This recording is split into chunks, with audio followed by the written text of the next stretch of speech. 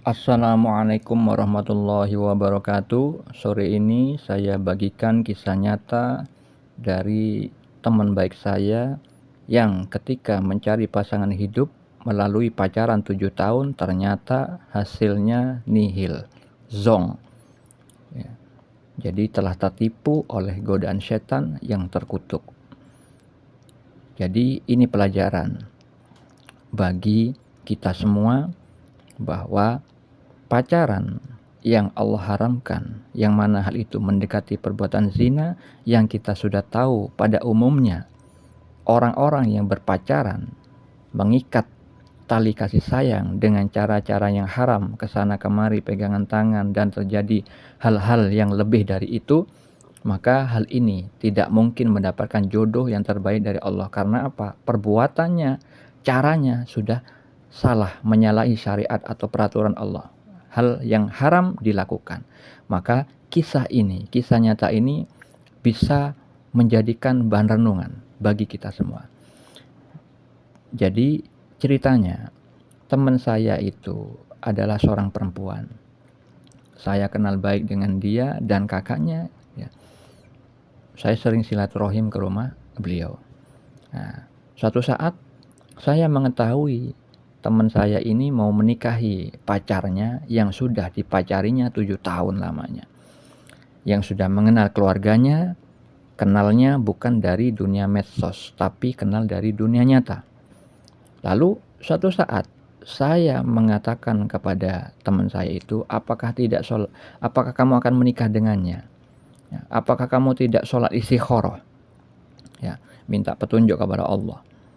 Dia mengatakan, dia baik kok mas. Artinya dia tidak mau melaksanakan sholat istikharah, yang mana hakikatnya anjuran tersebut datangnya dari Allah Subhanahu wa taala, karena Allah taala berfirman di dalam surah An-Nisa ayat 79, kebajikan apapun yang kamu peroleh adalah dari sisi Allah. Jadi kalau ada seorang hamba, seorang manusia yang memberikan nasihat kebaikan sesuai syariat Islam, itu pada hakikatnya Allah yang memperjalankan orang itu. Karena apa? Terkait dengan firman Allah di dalam surat Ar-Ra'd ayat 7. Dan bagi setiap kaum ada orang yang memberi petunjuk. Jadi kalau orang yang sudah terbuka mata hatinya, orang itu sudah berhakikat, maka ketika siapapun yang bicara tentang kebaikan yang mana itu sesuai dengan panduan Al-Quran dan As-Sunnah, maka hakikatnya adalah Allah yang memperjalankan orang itu. Adalah Allah yang memberikan petunjuk kepada kita melalui orang itu. Itu bagi orang yang berhakikat. Orang yang mata hatinya sudah bersih. Ya. Berbeda dengan keadaan orang yang hatinya buta. Ya. Karena apa? Tertutupi dengan titik-titik hitam dosa, sehingga dia tidak melihat ketika ada orang yang menyarankan suatu kebajikan, nasihat kebaikan yang sesuai dengan Al-Quran dan As-Sunnah, dia tidak melihat adanya Allah yang memperjalankan orang itu. Dia tidak melihat Allah yang pada hakikatnya memberi nasihat kebaikan melalui saudaranya yang lain, melalui manusia yang lain. Tapi dia hanya memandang makhluk. Sehingga dia memakai pendapatnya dirinya sendiri sesuai hawa nafsunya, mengatakan baik sesuai prasangkanya. Akhirnya karena dia sudah menyombongkan diri dari petunjuk Allah, yang mana sombong yang disabdakan Nabi adalah menolak kebenaran, menolak nasihat kebaikan, maka terjadilah keburukan. Apa keburukannya? Gak lama ya, dari itu saya mendengar dari kakaknya bahwa teman saya itu, yang mana dia adalah adiknya, itu gagal menikah. Karena apa? Pacarnya yang sudah tahun dipacarinya, yang dianggap baik, begitu juga keluarganya dianggap baik, pacarnya ini tersiar kabar menghamili wanita lain di luar pulau. Akhirnya, seingat saya, semua itu gedung yang sudah disewa, cateringnya sudah dibayar, baju pengantin, cincin pernikahan sudah siap, undangan, ya. Kalau nggak salah sudah disebar. Karena sudah kurang 2 mingguan mau menikah teman saya itu. Akhirnya apa? Gagal. Daripada dia menikah sebagai sebagai orang yang mendapatkan suami seperti itu, ya. Sudah berani ya berhubungan intim di luar pernikahan, maka dia lebih baik menggagalkan pernikahan itu. Akhirnya siapa yang rugi? Ya dirinya sendiri. Maka terjadilah apa yang Allah firmankan di dalam surah An-Nisa ayat 79. Dan keburukan apapun yang menimpamu itu dari kesalahan dirimu sendiri. Nah, itulah akibat dari menyombongkan diri dari petunjuk Allah. Dia tidak mau sholat istikharah, tidak mau meminta pendapat kepada Allah yang Maha mengetahui seluruh karakter manusia ciptaan Allah. Dia tidak melakukan hal itu. Ya. Akhirnya dapat keburukan karena ulah dirinya sendiri. Dia mengikuti kebanyakan orang-orang di muka bumi ini yang memakai cara pacaran yang katanya bisa mengetahui karakter ya siapa pasangan itu. Padahal Allah sendiri berfirman bahwa kita ini banyak hal yang tidak kita ketahui. Kita tidak mengetahui sedangkan Allah Maha mengetahui. Allah Maha mengetahui sisi lahir dan batin. Allah Maha mengetahui kegoiban. Masa depan itu goib bagi kita karena kita tidak tahu tentang itu.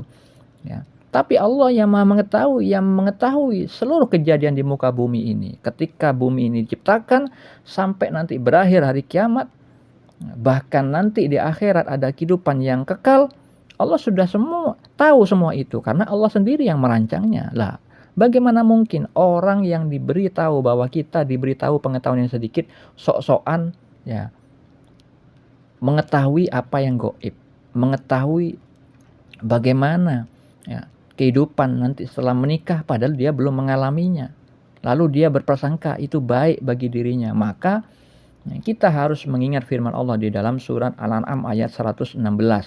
Allah Ta'ala berfirman, dan jika kamu mengikuti kebanyakan orang di bumi ini, niscaya mereka akan menyesatkanmu dari jalan Allah.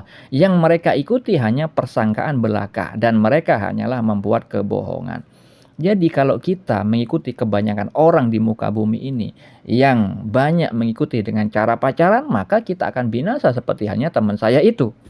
Ya, karena apa? Allah Maha baik, kata Nabi. Allah itu thayyib, Allah itu baik, hanya menyukai yang baik-baik. Allah menyarankan ya agar apa? Tidak mendekati perzinahan. Pacaran itu paling tidak pegangan tangan itu sudah tidak tangan.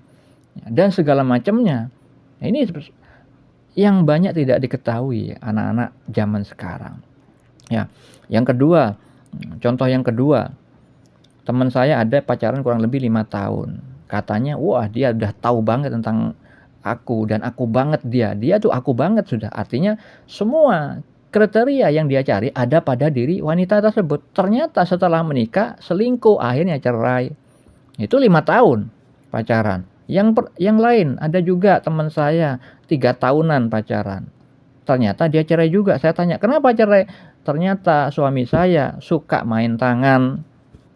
Jadi ketika pacaran itu ndak ada ya sikap seperti itu. Ternyata setelah menikah Allah nampakkan, nih loh, dari pengetahuan kamu yang merasa sok tahu tentang makhluk-makhlukku yang namanya manusia. Kamu anggap pacaran bisa melihat kebenaran yang hakiki dari sudut pandangku? Tidak bisa. Ini loh, aku beri pelajaran kamu. Maka itulah ya akibat dari menyombongkan diri dari petunjuk. Jadi saudara-saudariku muslimin muslimat, mukmin mukminat, jangan sekali-kali memakai cara yang haram untuk mendapatkan yang baik. Mustahil. Karena apa? Allah sudah menjanjikan hal itu bahwa di dalam surat Al-Zalzalah ayat 7-8, barang siapa yang berbuat kebajikan seberat zarrah, niscaya akan melihat balasannya, dan barang siapa melakukan kejahatan seberat zarrah, niscaya melihat balasannya pula. Seberat zarrah itu artinya sebesar semut kecil. Jadi kejahatan maupun kebaikan yang dilakukan kita sekecil apapun itu pasti Allah balas. Begitu juga ketika kita memilih jodoh dengan cara pacaran yang haram ya. Jadi nanti ada perbandingan bagaimana kisah saya di dalam mencari jodoh dengan sholat istikharah, bahkan kenal dari dunia maya yang saya tidak pernah ketemu muka di dalam pertemuan secara langsung, tidak. Tapi Allah izinkan dengan diberi petunjuk melalui mimpi, bagaimana istri saya mendapat mimpi, saya juga mendapatkan mimpi, dan orang tuanya langsung ridho tanpa babibu, tanpa halangan apapun, akhirnya deal nikah. Akhirnya lahirlah anak kami dengan telinganya berlafaz Allah. Insya Allah Allah ridho dengan cara kami menikah. Semoga hal ini menjadi manfaat. Assalamualaikum warahmatullahi wabarakatuh.